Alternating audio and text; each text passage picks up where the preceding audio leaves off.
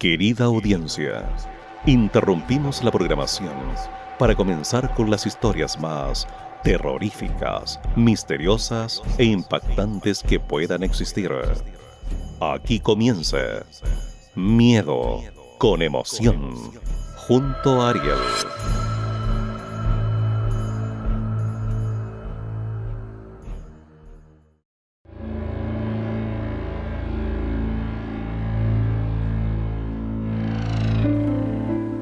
Muy buenas noches, gente de la audiencia. Estamos en un nuevo programa de Miedo con Emoción.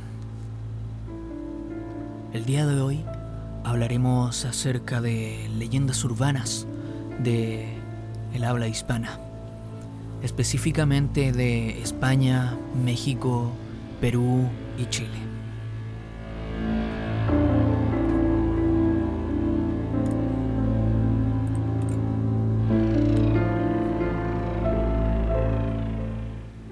La primera historia se trata de los niños verdes de Banjos, en España. En agosto de 1887, dos niños desconocidos fueron encontrados cerca de Banjos, una localidad de Barcelona, en España. Unos campesinos que estaban recogiendo sus cultivos estaban tranquilos, sin hacer nada, llevaban su día normal, cuando oyeron unos gritos procedentes de una montaña cercana. Estos fueron a investigar, descubriendo un niño y una niña que estaban aterrorizados y acurrucados cerca de una cueva. Ellos estaban gritando en un idioma que no era español, ni siquiera de los lugares aledaños. Sus ropas estaban hechas de una misteriosa tela metálica, pero lo más extraño y lo que más le llamó la atención a estas personas fue que la piel de los niños era de color verde. Los dos niños fueron llevados a la casa de un hombre importante y respetado en el pueblo para que se hiciera cargo de ellos, pues tenía los medios para hacerlo. Pero los niños se negaban a comer y a beber cualquier cosa que se les ofreciera.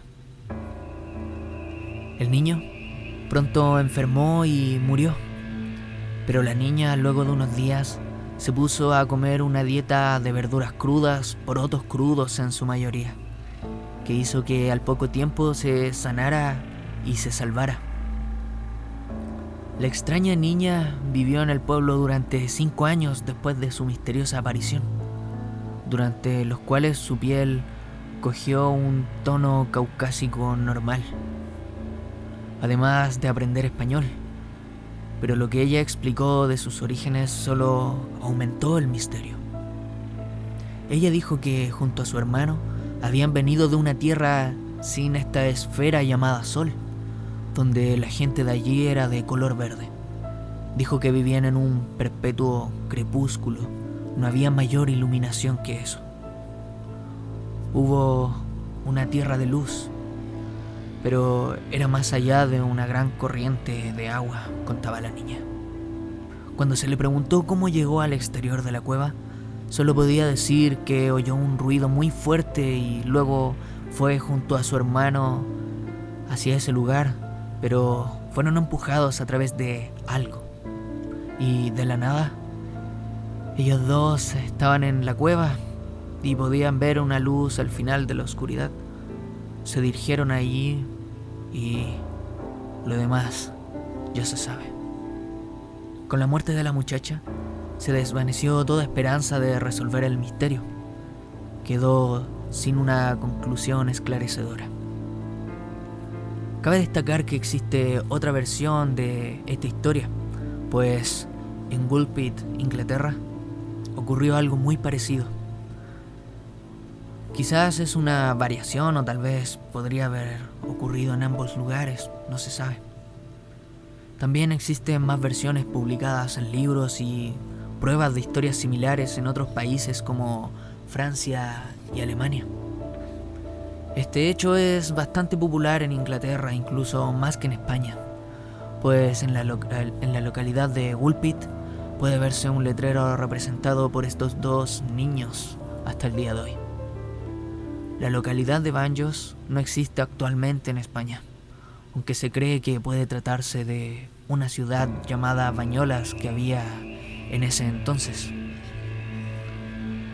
Actualmente, la historia sigue causando revuelo, sigue causando misterios y no se sabe muy bien qué se puede deber. Sin embargo, hay gente que todavía cree que eso es real, que por algo existió, por algo está esa estatua en Inglaterra y que por algo también se habla mucho en España.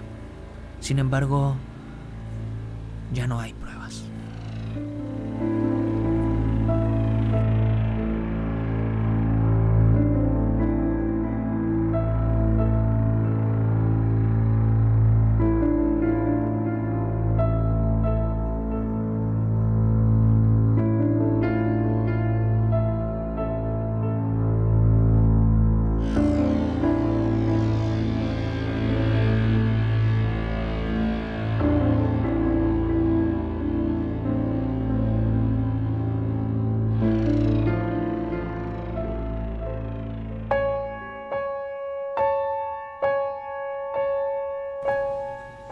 Ahora le hablaremos de una leyenda muy conocida en la localidad en el país de México. Hasta hace algunos años existía a corta distancia de lo que hoy es el centro de la Ciudad de México, una estrella callejuela conocida como el Callejón del Diablo. Empezaba en el desencampado de la calle San Martín y desembocaba en la calle de la Zanja. Aquel lugar estaba formado por un pasadizo sombrío bordeado de árboles frondosos que además atravesaba un paraje solitario. Dentro de este lugar se encontraba una casucha humilde y de nulas comodidades, habitada por un enfermo de tuberculosis, muy común en aquellos años aquella enfermedad. Pocas personas se atrevían a cruzar el callejón de día, apenas lo hacían de noche. Los habitantes contaban que a la medianoche en el callejón se aparecía el diablo, situación que atraía y asustaba mucho a las personas, sobre todo a los jóvenes. En cierta ocasión, un hombre ignoró todos los avisos y advertencias que decían y tras una junta con sus amigos, lo retaron a atravesar el sitio. Casi a la mitad del camino, miró una figura que se apoyaba en el tronco de uno de los árboles. Se alertó un poco, pero quiso demostrar su valentía y se acercó donde se hallaba aquella silueta. A unos metros de la persona, notó que apareció una luz que cubrió el lugar, mientras veía a un ser horrendo que emitía una risa que causaba escalofríos. El joven sintió tanto temor que huyó de inmediato. Luego de ese suceso, los rumores de la existencia de un ser maligno se esparcieron rápidamente. Varias personas corroboraban la historia, puesto que decían que también les había ocurrido. Esto hizo que ya nadie atravesara ese espacio. Luego de unas semanas, incluso meses, las autoridades decidieron hacer algo al respecto, por lo que buscaron varias alternativas. Una de estas fue la consulta con una experta en estos asuntos paranormales. Ella expuso que tenían que realizar ofrendas para que el ente se tranquilizara, puesto que era la solución más pronta y más fácil. Algunas personas se fijaron que era una simple estafa por parte de la mujer, como lo fue la anécdota de dos pescadores que cuestionaron incluso las mismas apariciones. Estas dos personas decidieron ir, con el fin de acabar con esta mentira, según ellos. Esa noche, cerca de las 12, ambos llegaron al lugar. Los hombres estaban convencidos del fraude. Cuando llegaron, casi al mismo árbol que todo el mundo describía, vieron a un ser peludo con negros cuernos y una larga cola. Los hombres se asustaron demasiado, pero sin haberse repuesto todavía, uno de ellos notó que tenía una mordedura en el estómago que lo quemaba fuertemente. Los hombres solo corrieron, asustados, gritando. Cabe destacar que durante los días siguientes estas apariciones fueron hechas en broma a las personas que iban, dado que unas personas se disfrazaban para asustar a quienes fueran ahí y así se podían quedar con las ofrendas. Sin embargo, se dice que este fraude comenzó gracias a las verdaderas apariciones del diablo, tiempo atrás, durante las primeras historias que se contaban. Actualmente, solo queda como recuerdo de aquellos sucesos acontecidos el sugestivo nombre de Callejón del Diablo, con que se designó durante largos años al siniestro recoveco antes de que, con el avance de la urbanización, desapareciera definitivamente de la red de vías pintorescas del centro histórico de la Ciudad de México. Aunque hasta el día de hoy, aquel lugar que fue reemplazado por casas, por tiendas, pueden ir y se sigue escuchando a la medianoche gritos, se pueden escuchar risas que no saben de dónde son. Hay muchos videos que podrían corroborar estas historias, muchos videos en las plataformas virtuales que puedan corroborar con estas anécdotas de la aparición de, se dice que es el diablo, aunque podría ser algo más.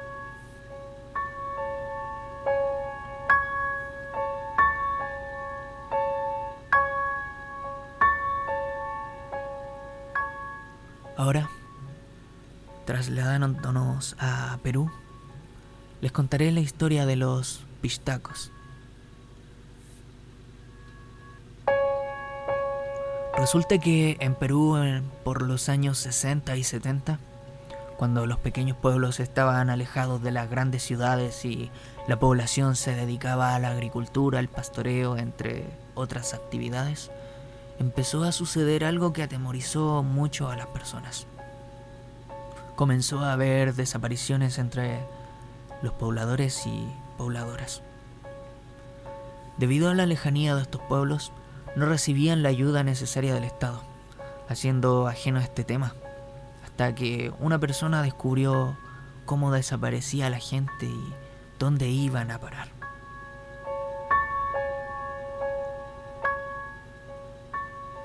Dada la nula ayuda, como les decía, de parte de autoridades del gobierno, del Estado, este hombre tenía una cierta curiosidad, pero no sabía por dónde empezar. Hasta que una noche de tormenta, luego de trabajar todo el día en la chacra agrícola, se dirigía de regreso a su casa. La lluvia lo tomó desprevenido, no andaba con nada con que se pudiera cubrir, cuando aún faltaba media hora para su llegada.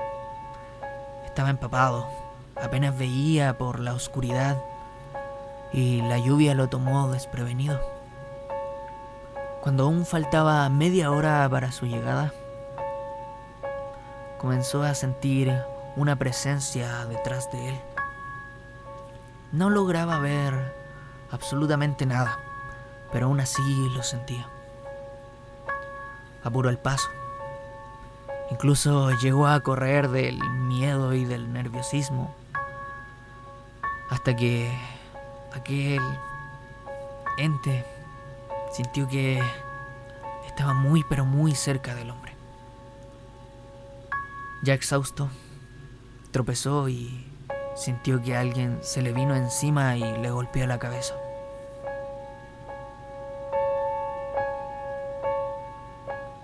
Cuando tomó conciencia nuevamente, sintió sus manos atadas fuertemente. Le dolía mucho. Incluso los pies los tenía atados. Había un chorro de sangre que recorría su rostro debido al golpe que recibió. El lugar era semioscuro.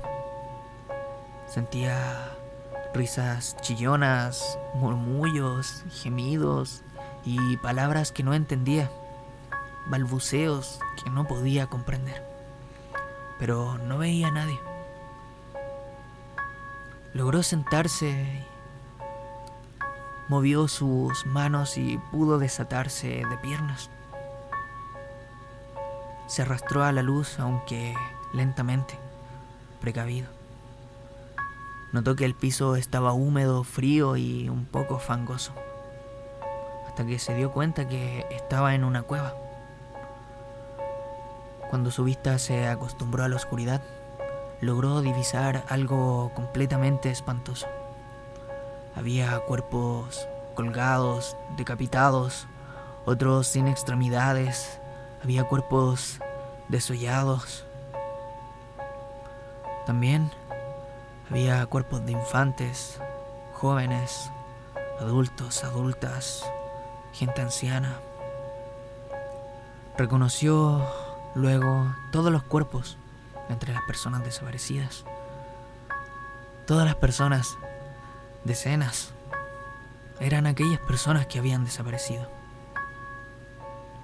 Una sensación horrible recorrió su cuerpo, sobre todo cuando escuchó el grito de una mujer.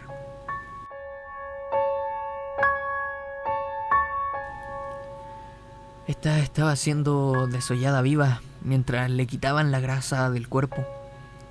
Y notó que le quitaban la grasa, no se quedaban con nada más. Con la poca fuerza que le quedaba, aprovechó de buscar una salida. Por fortuna no logró ser escuchado por esos seres que apenas pudo ver. Cuando salió de la cueva, se desató completamente las cuerdas y corrió sin parar. Corrió y corrió hasta llegar a su pueblo. Contó lo que vio a todo el mundo. Despertó a todas las personas cerca de las 3 de la mañana. La gente, asustada, pero también enojada y con un cierto nerviosismo, se armó de antorchas y una que otra arma casera, cuchillos, chuzos, palas, lo que pudiera servir. Se dirigieron a la cueva, mas cuando llegaron vieron la cantidad inmensa de personas muertas, además de charcos de sangre y manchas de sangre en las paredes, a la entrada de la cueva, por todos lados en realidad. Pero no vieron a nadie más. Solamente se hallaban las personas desaparecidas, todas muertas. Ni siquiera la mujer que escuchó gritar, ni siquiera las personas inconscientes que estaban a su lado cuando despertó estaban vivas. Incluso notó que esos cuerpos que estaban inconscientes ya no se hallaban en donde estaban. Mucho después llegó la prensa y por fin la policía y el personal calificado para evaluar la situación. No se hallaban una respuesta convincente. Descubrieron que los cuerpos tenían todos sus órganos, menos la grasa humana. Acabaron notificando que a esta gente, a estos seres que hicieron aquello, se les conoció posteriormente como pistacos. Además, el informe oficial decía que eran personas que se dedicaban al tráfico de grasa humana con fines comerciales, aunque, quién sabe, pudieron haber sido algo más. Hasta el día de hoy se habla de los pistacos, pues quedó grabada en la mente de los peruanos como una de las leyendas urbanas más terroríficas y una de las tantas leyendas que se cuentan. Aunque, quién sabe, podría haber sido verdad. No necesariamente pudo haber sido personas que estaban sacando grasa humana con fines comerciales. Pudo haber sido algunas criaturas que se alimentaban de esta grasa humana.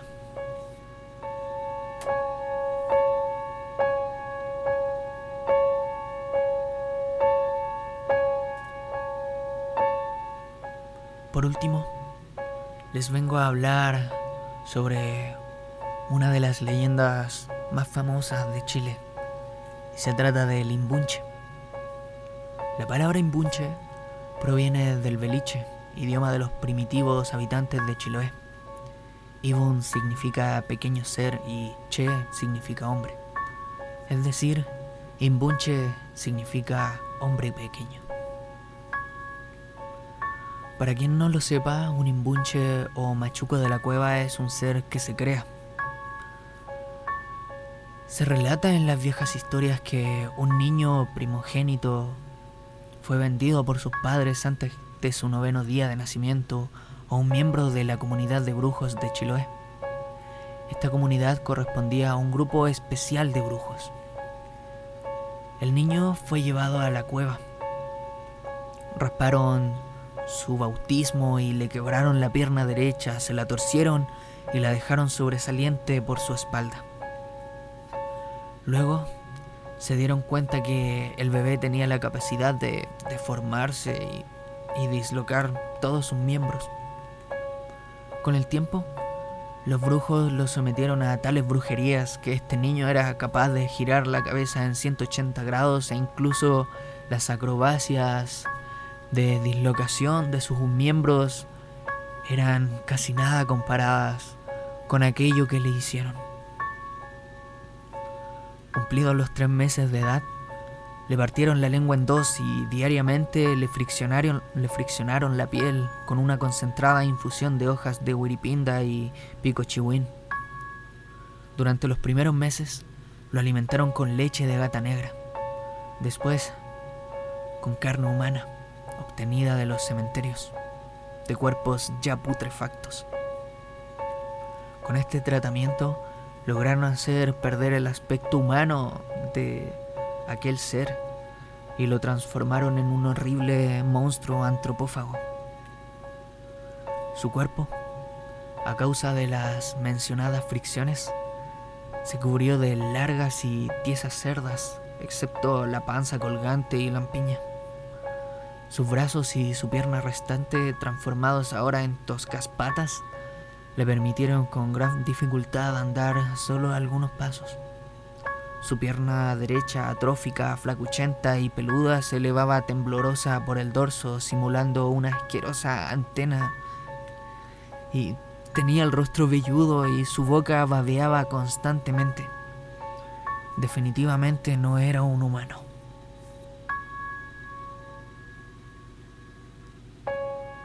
El imbunche no hablaba.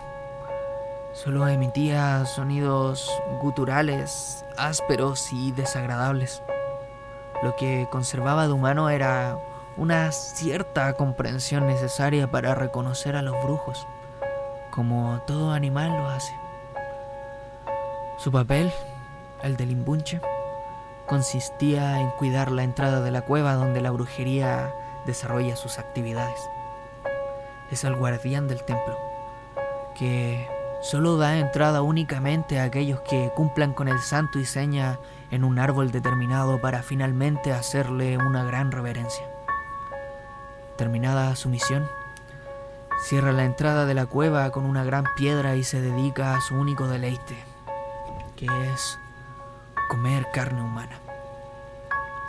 Algunos habitantes del pueblo de Chonchi en Chiloé afirman que un modesto poblador de esa localidad, apodado Juan del Sol, fue raptado cuando niño por los brujos para transformarlo en imbunche. Aseguran que alcanzaron a quebrarle y torcerle la pierna derecha. Al informarse de que se trataba del hijo de un brujo, lo restituyeron de inmediato a su hogar, aunque seguía conservando las deformaciones que le hicieron. Se sabe que este ser de corta vida envejece muy prematuramente. Cuando llega a una edad avanzada, los brujos lo sacrifican, charquean su carne como si fuera un animal cualquiera y la reparten entre los machis del lugar. Con esta especie de charqui preparan una panacea, una especie de medicamento. Se toma un trozo del charqui, se tuesta en una cayana o una vasija hasta quemarlo. Una vez carbonizado se reduce a polvo fino en un machacador se ciernen las cenizas en un sedazo hecho de pelos de niño moro y se hierve en agua. Se dice que los enfermos que beben una dosis de este medicamento se curan de todos sus males y solo morirán de viejos. La grasa del imbunche también lo utilizan los machis para ungüentos, cremas y para hacer infusiones de hierbas que se pueden encontrar dentro de la isla de Chiloé. ¿Qué te parece si vas a Chiloé, si tienes la oportunidad de ir y te encuentras con este producto un tanto extraño y raro?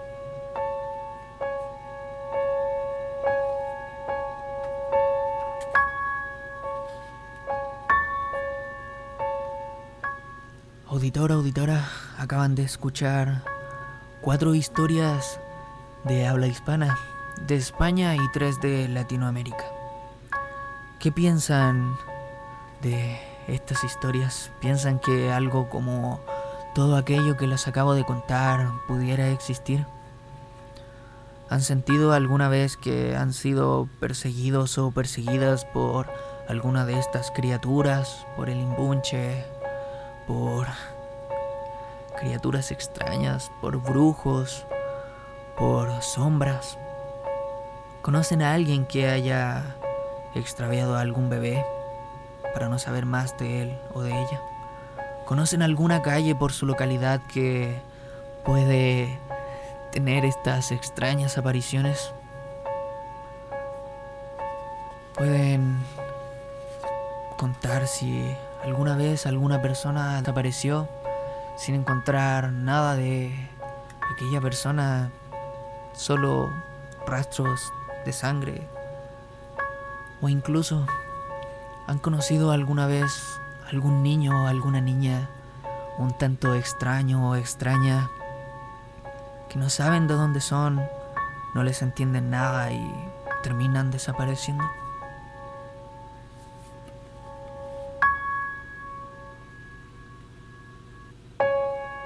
Soy Ariel. Nos veremos en un próximo programa en Miedo con Emoción. Muchas gracias.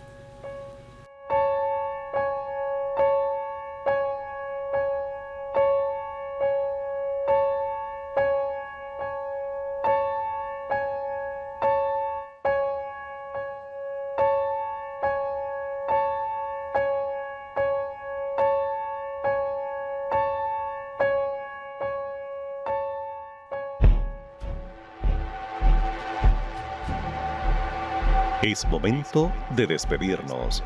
Nos estaremos viendo en otra ocasión para seguir hablando de más leyendas, misterios e historias de horror junto a Ariel. Hasta la próxima.